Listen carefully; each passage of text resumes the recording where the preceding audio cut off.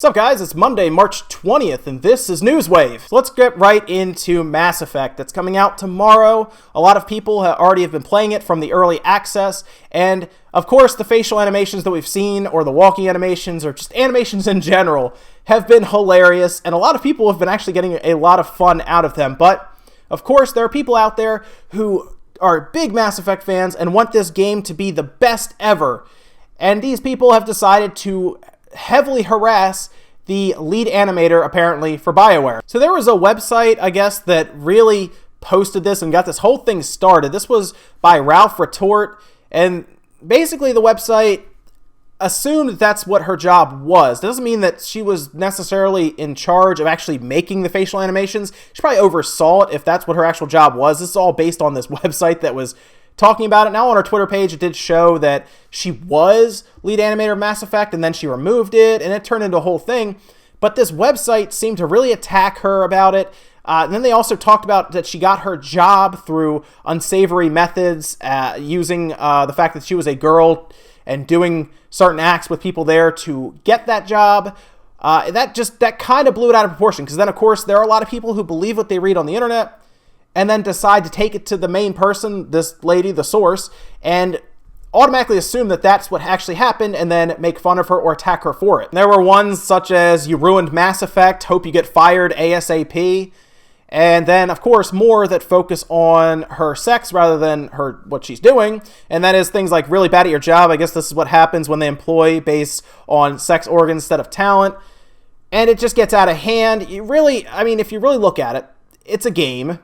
I don't really know why people are taking it to the point where it needs to attack somebody personally. And I guess BioWare realized this, and they even released a statement, which read, "Recently, a former EA employee was misidentified as a lead member of the Mass Effect Andromeda development team. These reports are false. We respect the opinions of our players and community and welcome feedback on our games. But attacking individuals, regardless of their involvement in the project, is never acceptable." Aaron Flynn, BioWare GM. So what he's saying is you can't believe everything you read on the internet. I know that's shocking, but that seems to be the way it is.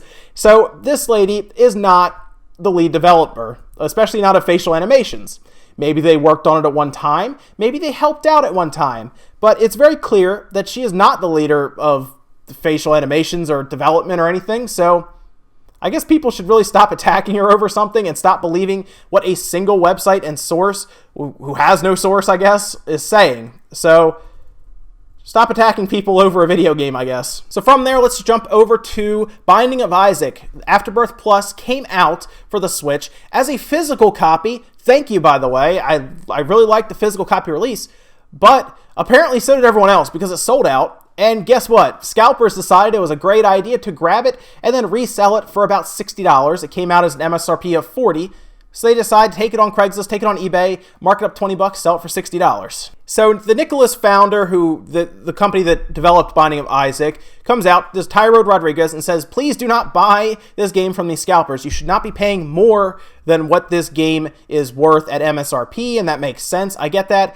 They also came out and said that, yes, it's sold out places, but we are restocking. It is coming back. It's not like it's just gone for good. You know, it's a shame, because that's just the day and age we live in. If somebody thinks it's going to be worth something, they grab it. They're not going to play it, but they'll surely resell it for more than it's worth. In a couple ways, you know what? You're allowed to do that, but I mean, you're really just taking advantage of people at that point. I would assume that it would be restocked at some point. It's a great looking piece. It has a really nice looking manual and everything. So I hope it gets restocked, and I guess look around more without having to pay scalpers. Some interesting news also popped up on the Pokemon front. Game Freak is actually hiring a developer to help them with a couple of interesting things. The job listing describes the job, or the individual that has to be hired for it, as having experience making 3D models for the Wii U and the Vita. And that sounds interesting, doesn't it? It would include things like animation, modeling software, and Maya. And overall, it sounds like they're hiring somebody to help with almost like a two experience game, where you would play something on the Wii U and then you'd play something on the Vita, something that's slightly low resolution than the Wii U. Of course, those are the only two things that are before the Switch that you could kind of compare that to. It sounds like they're hiring somebody to help them with a Switch game. And this is Game Freak, who designs Pokemon. It sounds like they need help going from, for example, the Wii U to the Vita, or in this case, the Switch's docked mode to the portable mode. And this is specifically for modeling monsters as they describe it. So that's an interesting thought here, that this could be hiring to help with Pokemon Stars or Pokemon in the future. We're not 100% sure, but they are looking for a position. And hey, if you're good at modeling monsters, maybe you could apply and get a job, I guess. It looks like it's based out of Japan, though. But so if you live around the area, there you go. Overall, this might just be Pokemon coming to the Switch. And real quick, I talked about this over the weekend, so you can check that video out if you want a better description of it. But we did get our first Dreamcast DLC in 16 years for a game, Floigan Bros. The original developers came back, unlocked the on-disc DLC through a download on the Dreamcast VMU that you go to a website and download. And it was just a really cool idea. DLC for the Dreamcast after 16 years. Who would have thought? Our next bit of news actually comes from Major League Baseball, in particular MLB The Show 2017. There are a couple glitches that have showed up, and I'm not going to show them to you here because they are really terrifying, and they've actually had to do things like put not safe for work spoilers on these things because people have actually had like triggered nightmares and stuff from these, and they actually apparently fall in line with people's phobias for different things. So I'll describe them to you a little bit. One is this very odd group of like pixels and like messed up hair models on one person's head, and there's no head there, it's just that. The other one is almost like their face is made up of like beehives, kind of. You don't really have to go look at them to get the idea, but they were so terrifying that they made their rounds around the internet, and people were like really having us struggling with how disturbing some of these images are. And it's weird because it's just a glitch from polygons that are made up, but people were talking about having like nightmares, and it triggered their phobias with different things. You can go look them up. I'm not going to show them here or link to it. Just be sure you are ready for something that may actually disturb you in a video game. And if you're looking forward to Persona 5 like I am, releasing next month, you might be interested to know that your Amazon order may have been canceled at some point. You might want to double check it. And this was reported by several users on Reddit or GameFAQs all over the internet, where they would receive an email from Amazon telling them that their Steelbook edition of Persona 5 was canceled. According to Amazon, or just this automated email that they received, the reason it was canceled was interesting, and this is actually an excerpt from it here. This is because this item contains regulated materials classified as dangerous goods and cannot be delivered by Amazon. And there's no real reason given here. In fact, later on, according to an Amazon representative, there's a defect to blame for the cancellations. And that is, from this excerpt here, the actual reason why the order was canceled is that the entire inventory Amazon had received from the manufacturer had a major defect that was detected by one of our valued customers like you. Then an investigation began to check if all the items have the same issue, and we had to cancel mass orders and return the item back to the manufacturer. Still unclear as to what the issue is here. I'm not really sure. There's no other reason given besides this.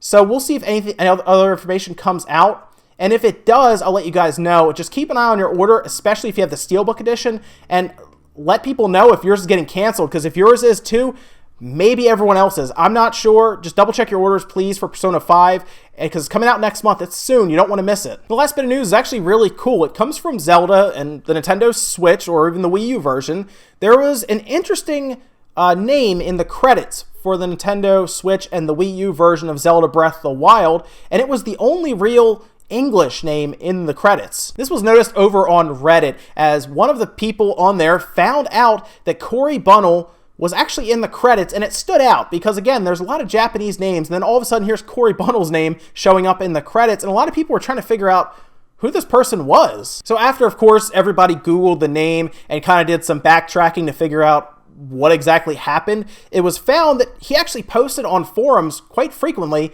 and one of his biggest dreams was to work at Nintendo and help with a game, specifically Zelda if possible. They really wanted to work on Zelda, and they were met with a couple suggestions on how they could make it in the world of video games, and specifically working at Nintendo on a game. So in a post on October 7th, 2007, Bunnell posted, "My dream is to live in Japan and work for Nintendo as a game designer.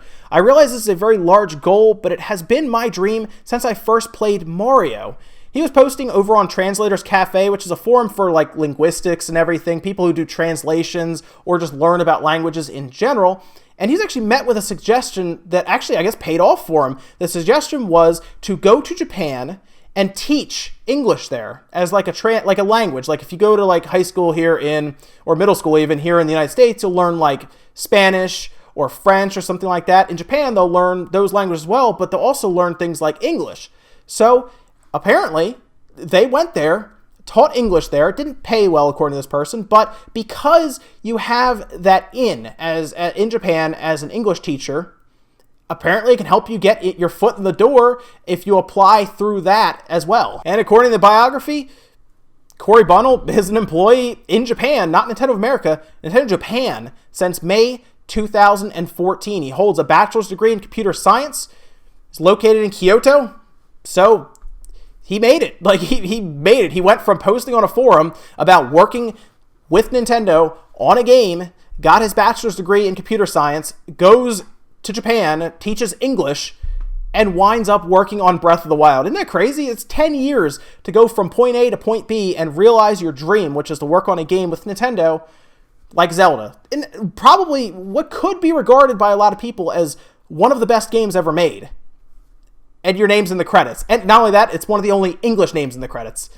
It's really cool. It just shows you if you work hard enough, you will get there. And good for them for following their dream and really making it a reality. And that's it for Newswave today, guys. Make sure you comment, like, subscribe, all that good stuff. Let me know what you think about any of the stuff we talked about today, whether you are a little appalled at the Mass Effect backlash, or maybe you kind of understand because those animations are bad. But, I mean, come on.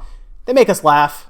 Or maybe you want to talk about the Binding of Isaac with the scalpers, or maybe you're excited to see somebody fulfill their dream after 10 years of working hard, going from posting on a message board about it to actually doing it and working on Breath of the Wild. Let me know what you guys think down below. I will see you next time.